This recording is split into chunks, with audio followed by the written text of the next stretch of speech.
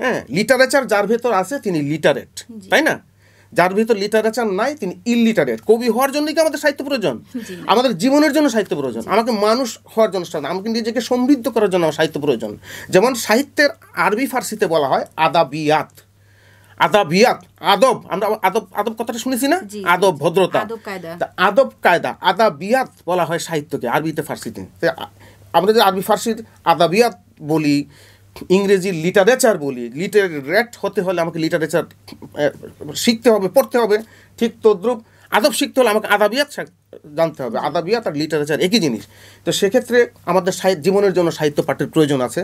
আমি বলবো যে তরুণরা প্রচুর সাহিত্য পাঠ করবে, সেই সাথে ধর্মীয় গ্রন্থগুলো পড়তে হবে তাকে। কারণ নৈতিকতার যে বেসটা গঠিত হয় ধর্মীয় গ্রন্থ থেকে, হ্যাঁ, সেটাও পড়তে হবে এবং দেশের ইতিহাস এবং ঐতিহ্যকে জানতে হবে।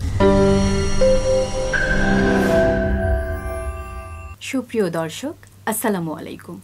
প্রীতি ও শুভেচ্ছা জানিয়ে শুরু করছি সেবারু টিভির সাহিত্যানুষ্ঠানে। আয়োজনের পুরো সময় জুড়ে সাথে আছি আমি মুশফিকা নিপা। আজকে আমরা আমাদের সাহিত্যানুষ্ঠানে আড্ডা দেওয়ার জন্য আমাদের স্টুডিওতে আমন্ত্রণ জানিয়েছি একজন সম্মানিত ব্যক্তিকে। তিনি তার লেখা, কবিতা, ছড়া, সাংবাদিকতা এবং নিজের পেশা দিয়ে নিজের জীবনকে গড়ে তুলেছেন অনবদ্য। তিনি হলেন আমিন আল আসাদ। আজকে আমরা ওনার অনবদ্য জীবন নিয়ে আলোচনা শুনব। চলুন শুরু করি। আসসালামু আলাইকুম। ওয়ালাইকুম আসসালাম। কেমন আছেন কবি? আলহামদুলিল্লাহ, ভালো আছি। শুভেচ্ছা আপনাকে আমাদেরকে সময় দেওয়ার জন্য। আপনাদেরকেও শুভেচ্ছা। আমি ধন্যবাদ জানাচ্ছি সেবারু টিভিকে আমাকে এই মুক্ত আড্ডায় অংশগ্রহণের সুযোগ করে দেওয়ার জন্য। কবে থেকে লেখালেখি শুরু করলেন? লেখালেখিটা মূলত স্কুল জীবন থেকেই।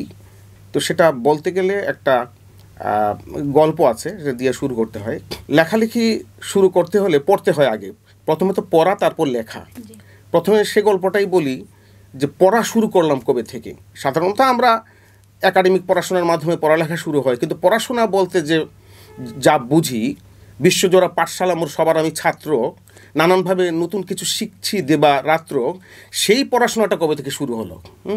সেটি আমাকে এই পাঠ্যাভ্যাসের জগতে নিয়ে এসেছিলেন আমার মরহুম চাচা জহুরুল করিম খান চৌধুরী। উনি একজন বইপ্রেমিক মানুষ ছিলেন এবং তার একটা সংগ্রহশালা ছিল, এবং তিনি আমাদেরকে উৎসাহিত করতেন পড়াশোনার প্রতি, এবং তিনি আমাদেরকে নিয়ে পাঠচক্র করতেন, আমাদেরকে বিভিন্ন অকেশনে বই উপহার দিতেন, পরীক্ষায় ভালো রেজাল্ট করলে বই উপহার দিতেন, এবং বিভিন্ন দিবসে তিনি আমাদেরকে নিয়ে বই পাঠের আয়োজন করতেন। তো শৈশব থেকেই আমার ভেতর পাঠ্যাভ্যাস গড়ে ওঠে। বিশেষ করে উনি শিশু কিশোরদের জীবনী গ্রন্থ, ধর্মীয় গ্রন্থ, ইসলামিক ফাউন্ডেশনের ছোটদের বই, মুক্তধারার বই, এবং বাংলা একাডেমি থেকে প্রকাশিত সুন্দর সুন্দর ছড়া বই, বিখ্যাত ছড়াকার কবিদের বই, আল মাহমুদ এর শৈশবের স্মৃতিবিজড়িত একটা জীবনী পড়েছিলাম ছোটোবেলায়। এভাবে আমার প্রথমে পাঠ্যাভ্যাস গড়ে ওঠে। ছোটোবেলা থেকে আমি ছড়ার প্রতি একটা আকর্ষণ অনুভব করি, ছড়াগুলো খুব সুন্দরভাবে পড়তাম। আমি চেষ্টা করতাম যে ছড়াগুলো এত সুন্দরভাবে লেখা হচ্ছে, আমিও পারবো কি না। আরেকটা জিনিস আমাকে উদ্বুদ্ধ করতো, আমি ছোটোবেলা থেকে প্রচুর গান শুনতাম, সেটা যে কোনো ধরনের গান হোক। মানুষ গান শোনে স্বাভাবিক, তখন আমাদের সময় রেডিও ছিল এবং অডিও ক্যাসেট প্লেয়ার ছিল, সেগুলোতে মানুষ গান শুনতো। সেটা ধর্মীয় সঙ্গীত হোক, হামনাথ হোক, এবং বিশেষ করে চলচ্চিত্রের যে গানগুলো আছে সেগুলো হোক, কিংবা ইসলামী সঙ্গীত হোক। আমি এক্ষেত্রে কোনো বাছ বিচার ছিল না, সবাই গান শুনতো, আমিও গান শুনতাম। তো গানগুলো যখন মানুষ শুনতো তখন সাধারণত একটা স্বাভাবিক আনন্দ পাওয়ার জন্যই শুনতো, কিন্তু আমি সেটা না। আমি গানগুলো লক্ষ্য করতাম যে গানগুলোতে কীভাবে অন্তমিলটা দেয়, শেষে লাইনের সঙ্গে লাইনটা কীভাবে মেলায়, ভেতরের শব্দগুলো কীভাবে তারা গীতিকার প্রয়োগ করে, আমি সেগুলো কান দিয়ে শুনতাম। এরপর যখন স্কুলে, তখন আমাদের সময় আমাদের, তাহলে আমি ধরে নিচ্ছি যে আপনার যে লেখার যে একটা অভ্যাস বা আপনি অনুপ্রেরণা পেলেন, এটা আপনি আপনার পরিবারে আপনার চাচার মাধ্যমেই পেয়েছেন। এই তো আপনি কি ধরনের লেখালেখি লিখতে মানে স্বাচ্ছন্দ্য বোধ করেন? আমি ছোটবেলায় ছড়া দিয়ে শুরু করেছিলাম, কবিতাও লিখেছি। তো আমার ছড়া প্রকাশিত হওয়া শুরু করে তখন আমাদের আরেকটা কথা বলি যে আমাদের স্কুল কলেজ এখন এই রেওয়াজটা নেই। আগে বিভিন্ন দিবস উপলক্ষে স্কুলে দেয়ালিকা বের হতো, এটা আপনারা জানেন কিনা জানি না। দেয়ালিকা খুব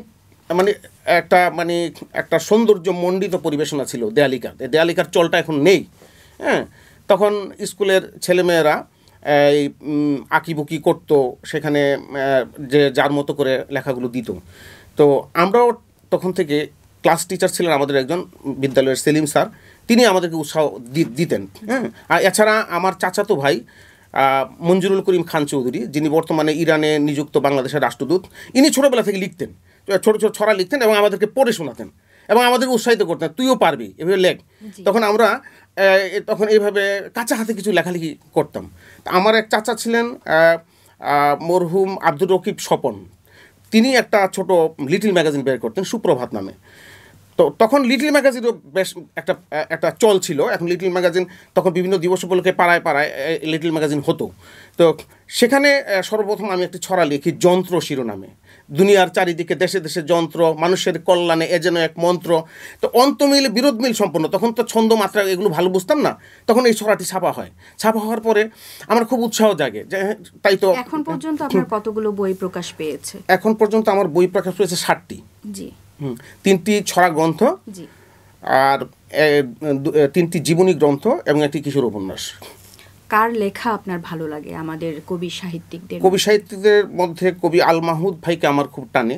এছাড়া কবি মতিউর রহমান মল্লিক, তারপর ছড়ায় আরও অনেকে আছেন বাংলাদেশের প্রসিদ্ধ ছড়া শিল্পীদের কিশোর কবিতা, ছড়া, এগুলো আমি পড়ি। মানুষ কিভাবে কবি হয়ে ওঠে? আসলে কবি হয়ে ওঠাটা, কবিতা একটা কবিত্ব সত্তাটা একটা বিস্ময়কর প্রতিভা। এর কারণ হচ্ছে কবিতাটা ভেতর থেকে বের হয়। একজন নজরুল গবেষক বলেছেন যে কবিতা ভেতর থেকে আসে, কবিতা আকাশ থেকে আসে, কবিতা বাতাস থেকে আসে, কবিতা মাটি থেকে উত্থিত হয়। কবিতা একটা ভেতরের আবেগের ব্যাপার। হ্যাঁ, আবেগের ঘোড়াটা যার ভেতর দুরন্ত, সেই কবি হয়ে উঠতে পারে। কারণ জীবনানন্দ দাশ বলেছেন সকলেই কবি নয়, কেউ কেউ কবি।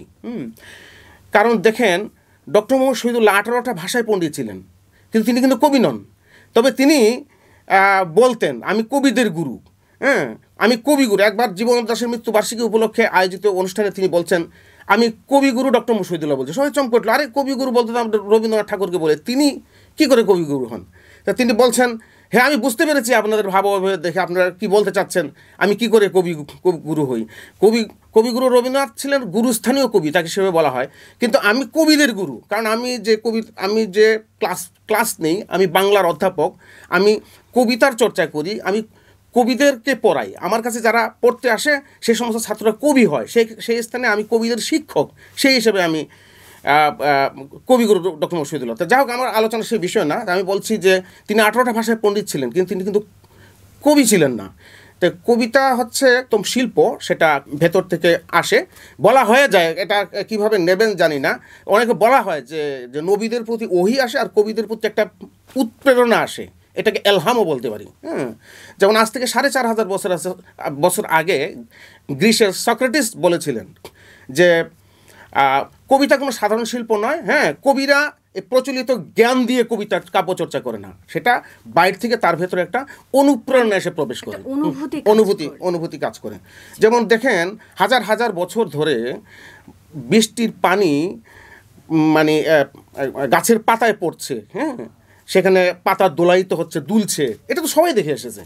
কিন্তু জল পরে পাতা নড়ে, এ কথাটি রবীন্দ্রনাথের পক্ষে লেখা সম্ভব হয়েছিল। এই প্রথম সেটা মানে কাব্যরূপে পৃথিবীতে এসেছে, জল পরে পাতা নড়ে। কিন্তু হাজার বছর ধরে মানুষ পাতায় জল পড়া দৃশ্য দেখে এসেছে, কিন্তু এভাবে লিখিনি। তাহলে এই কবিতাটা হচ্ছে ভেতর থেকে আসে, এটা ভেতর থেকে অনুপ্রেরণার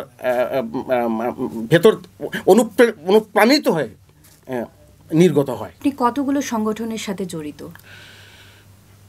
আমি আসলে কাব্য চর্চা বা সাহিত্য চর্চার জন্যে আমি শহরের যতগুলো সাহিত্য আসর হয় সেগুলোতে আমি সবগুলোতেই মোটামুটি যোগ দেওয়ার চেষ্টা করতাম। আর আমি নিজে একটি সংগঠন করেছি, সেটা কথা কাব্য ফাউন্ডেশন, সেটা আমার পারিবারিক একটা সংগঠন, পরিবারের আশেপাশের মানুষদের নিয়ে সেটা করা। কথাকাব্য ফাউন্ডেশনের আমি প্রতিষ্ঠাতা সভাপতি। এছাড়া লালকুঠি সাহিত্য পরিষদ নামে একটা সাহিত্য সংগঠন রয়েছে, তো সেটা আমি সাধারণ সম্পাদক। জি, আপনার পেশা লেখা, মানে আপনি সাংবাদিকতাও করেছেন, আবার আপনি একটা চ্যালেঞ্জিং পেশায় আছেন, ব্যাংকিং পেশায়, এগুলোর সমন্বয় আপনি কিভাবে ঘটান? আসলে ওই একটা কথা আছে না, যিনি রাঁধুনি, যিনি রাঁধেন তিনি চুলো বাঁধেন। যিনি যা করবেন ওটা ওই সময় তিনি বের করে নেবেন। পেশাগত জীবনের শেষে অনেকে হয়তো অনেকভাবে সময় কাটায়, কেউ হয়তো বন্ধুদের সাথে আড্ডা দেয়, কেউ দেখবেন যে হয়তো এরকম আছে টাস খেলে সময় কাটায়, বা দেখা গেল যে সারাদিন সে মুভি দেখছে, সেটা সেভাবে সে তার সময়টা ক্ষেপণ করছে। আমি হয়তো আমার ওই সময়টা বেছে নিই, আমি সাহিত্য চর্চাটাকে, লেখালেখিটাকে, বিশেষ করে জ্ঞানের জগতে হাঁটাটাকে একটা একটা আনন্দের বিষয় হিসেবে নিয়েছি, যে এটাই আমার আনন্দ, এটাই আমার সময় কাটানোর বিষয়। তবে ব্যাংকিং পেশাটা একটা জটিল পেশা। আমার মতে যিনি সাহিত্য চর্চা করবেন তিনি ব্যাংকিং জগতে না আসাই ভালো। তিনি হয়তো কলেজের বা বিশ্ববিদ্যালয়ের অধ্যাপক হলে বা সাংবাদিকতা পেশার সাথে জড়িত থাকলেও সেটা একটা সমন্বয়ক পেশা। সাংবাদিকতা তো লেখালেখির একটা জগৎ, সেটার সঙ্গে থাকলে বা মিডিয়ার সঙ্গে থাকলে এবং সেই সাথে তিনি কবিতা বা সাহিত্য চর্চা করার ক্ষেত্রে তিনি যে স্বাচ্ছন্দ্যটা পাবেন সেটা এই ব্যাংকিং এর জটিল জীবনে তিনি পাবেন না। তবে এই চ্যালেঞ্জিং জবেও আমি এটা চেষ্টা করি আর কি, যে সমন্বয় করে নিতে। একটা জীবনের প্রয়োজনই আমার ব্যাংকে চাকরিটা করতে হচ্ছে। জি, নতুন তরুণ যারা লিখছেন বা শুরু করেছেন তাদের উদ্দেশ্যে আপনি কি বলবেন? তরুণরাই তো স্বদেশ এবং বাস্তবতায় আমরা দেখি যে তরুণরাই তো জাতির ভবিষ্যৎ। এবং আজকে দেখেন পৃথিবীর ইতিহাসে যতগুলো পরিবর্তন এসেছে সে তো তরুণরাই করেছে। সাম্প্রতিক আমাদের বাংলাদেশে যে পরিবর্তনটা এলো সেটা তো জেনারেশন জেড, এটা তো তরুণ। একসময় যে মুক্তিযুদ্ধ করেছিলেন তারাও তো তরুণ ছিলেন। তরুণরাই পাল্টে দিতে পারে পৃথিবী। তো তরুণদের জন্য আমার প্রেরণা হচ্ছে যে আমাদের স্বদেশকে জানতে হবে, আমাদের বোধ, বিশ্বাস, ইতিহাস, ঐতিহ্যকে জানতে হবে। যে জাতি তার ইতিহাস জানে না সে হচ্ছে একটা হতভাগ্য জাতি। আমার যদি আমার বেসিকটা যদি শক্ত না হয়, আমি কি, আমি কে, আমি কোন দেশের নাগরিক, আমার ভিত্তিটা কিসের উপর, তারপরে আমার সামনে আমার এগিয়ে যাবার যে পরিকল্পনা সেটা কি, আমাদের লক্ষ্যটা কি, সেটা সামগ্রিকভাবে অর্জন করে সেটা চিন্তা করে সুচিন্তিতভাবে আমাদেরকে ব্যক্তি জীবনে, পরিবার জীবনে, রাষ্ট্রীয় জীবনে আমাদেরকে সমৃদ্ধি সাধন করতে হবে। তো সেক্ষেত্রে তরুণদেরকে আমি বলবো যে প্রচুর পড়াশোনা করতে হবে। এখন ইদানিং হয়েছে কি, এই সোশ্যাল মিডিয়ার যুগে মানুষ বই পড়া ছেড়ে দিয়েছে। এটা খুব মারাত্মক ক্ষতির কারণ। বই পড়তে হবে, সেটা যে কোনো ধরনের বই হোক।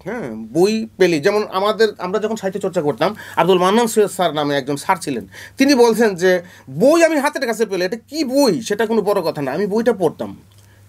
তো পড়ার ভেতর দিয়ে কবিরা বা সাহিত্যিকরা বা আমাদের তরুণরা, কবি হওয়ার জন্য না, আমি মাঝে মাঝে বলি যে লিটারেচার কী জিনিস, যিনি লিটারেট, লিটারেচার যার ভেতর আছে তিনি লিটারেট, তাই না? যার ভিতর লিটারেচার নাই তিনি ইললিটারেট। কবি হওয়ার জন্যই কি আমাদের সাহিত্য প্রয়োজন? আমাদের জীবনের জন্য সাহিত্য প্রয়োজন, আমাকে মানুষ হওয়ার জন্য, আমাকে নিজেকে সমৃদ্ধ করার জন্য আমার সাহিত্য প্রয়োজন। যেমন সাহিত্যের আরবি ফার্সিতে বলা হয় আদাবিয়াত।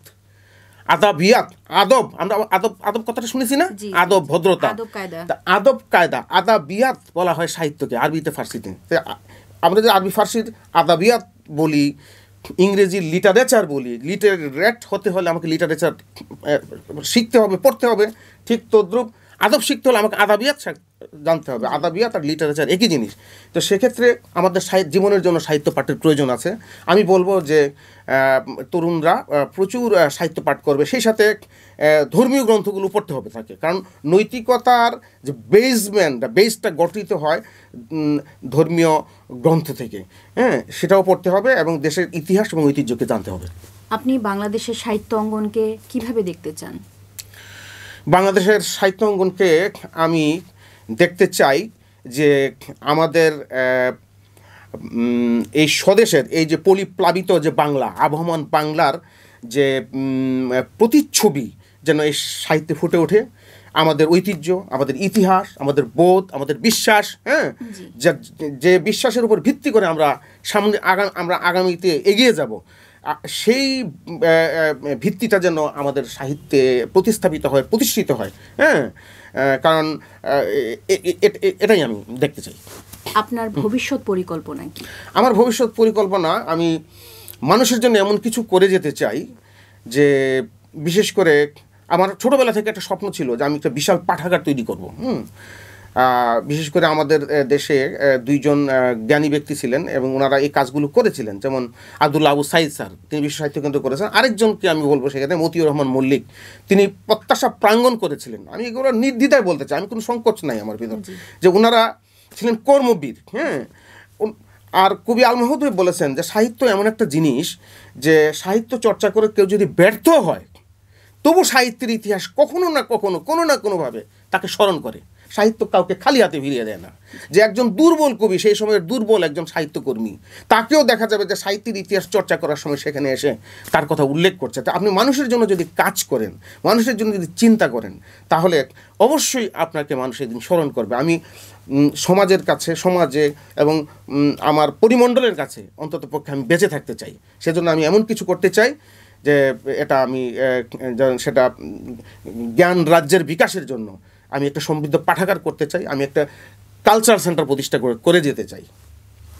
কবি, আপনাকে অসংখ্য ধন্যবাদ। আপনার যে ভবিষ্যৎ পরিকল্পনা আছে, আমি চাই সেগুলো মানে আপনার পূরণ হোক, আপনার মনোবাসনা পূরণ হোক। আপনি আমাদের জন্য, আমাদের সমাজের জন্য ভালো কিছু করে যান, এটাই আমাদের চাওয়া। আর আপনাকে আবারও ধন্যবাদ আমাদেরকে সময় দেওয়ার জন্য। আপনি ভালো থাকবেন। আপনাকেও ধন্যবাদ, অশেষ ধন্যবাদ। আপনারাও ভালো থাকবেন। ওকে। সুপ্রিয় দর্শক, বই হচ্ছে এমন একটি বিষয় বা বস্তু যে বই কখনো আমাদেরকে খালি হাতে ফেরত দেয় না। আমাদের কবি আমিন আল আসাদ বললেন যে সংস্কৃতি বা সাহিত্য জানতেই হবে আমাদেরকে। ঠিক আছে, একটা মানুষ বই পড়লে যে তাকে কবি হতে হবে, ব্যাপারটা তেমন নয়। আপনার নিজের বিকাশের জন্য আপনার বই পড়া উচিত, সাহিত্য চর্চা করা উচিত। আমরা আমাদের অনুষ্ঠানের শেষ পর্যায়ে চলে এসেছি। আবার আপনাদের সাথে দেখা হবে সাহিত্যানুষ্ঠানের নতুন আড্ডায়, নতুন অতিথির সাথে। সেই পর্যন্ত বিদায় নিচ্ছি আমি মুশফিকা নিপা। আল্লাহ হাফেজ।